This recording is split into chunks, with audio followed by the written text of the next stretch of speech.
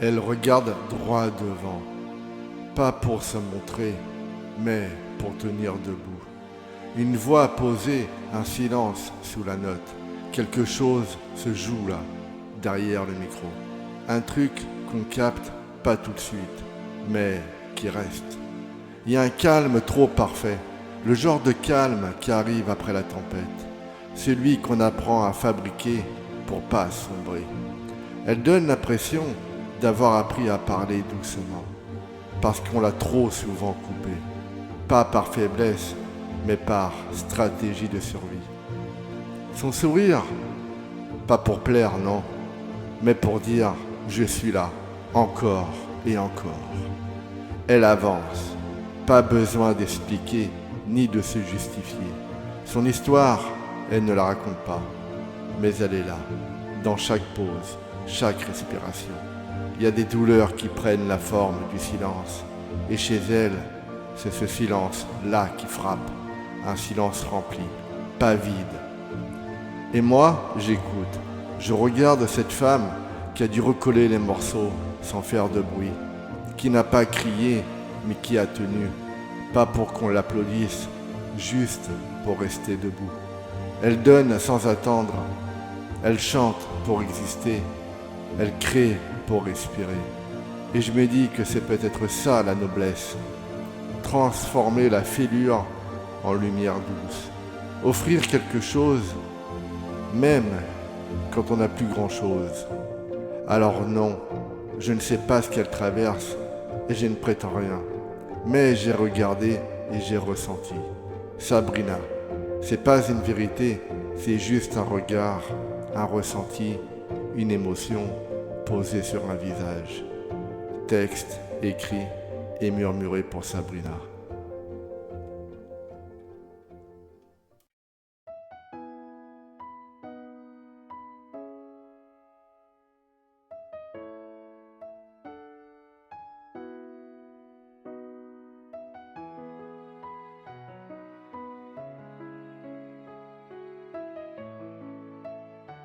C'est pas une chanson, c'est pas un hommage, c'est un portrait chanté, un instant figé, où moi, j'ai vu quelque chose que d'autres ne voient pas.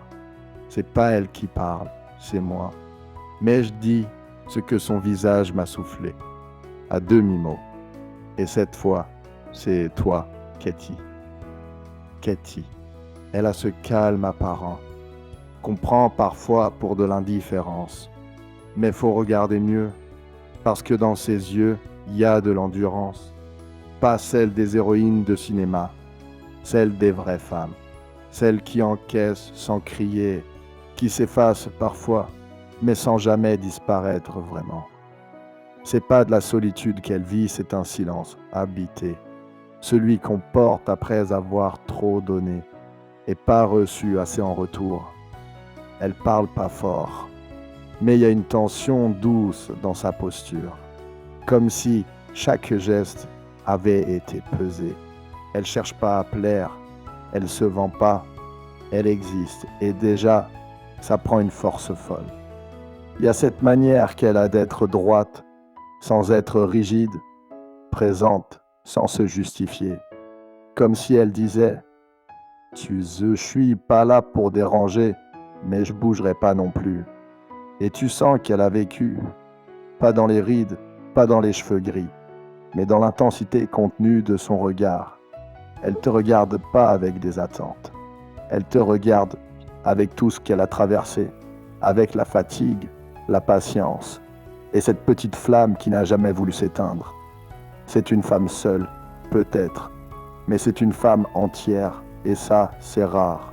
Alors ouais, moi, Émilien, j'ai rien brodé, j'ai juste observé et j'ai écouté ce que sa présence murmurait. C'est pas une vérité universelle, c'est ce que moi j'ai ressenti en croisant un visage et une histoire silencieuse.